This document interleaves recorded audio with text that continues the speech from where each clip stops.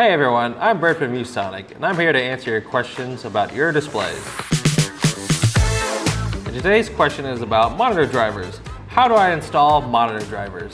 Even if Windows installs a generic monitor driver, it might not unlock the full potential of your display. So let's take matters into our own hands. Here's how to manually install a ViewSonic monitor driver step by step. Go to the ViewSonic website and search for your model. Then download the driver folder and extract the files. Double-click the exe file, and after the installation completes, restart your computer. And that's it! You just manually installed your ViewSonic monitor drivers. Doesn't Windows automatically recognize the monitor? Well, yes.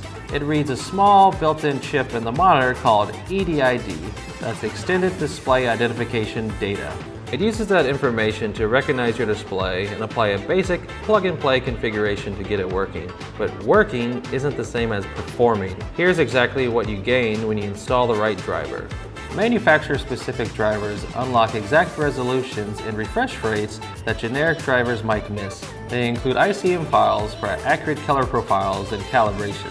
They enable high-end tech like HDR, specialized gaming modes, and allow access to ViewSonic manufacturer-specific software. If you found this video helpful, please hit the like button and we'll keep making more videos like this one. And if you'd like to read more about the topic, please check out our online user guides in the description below.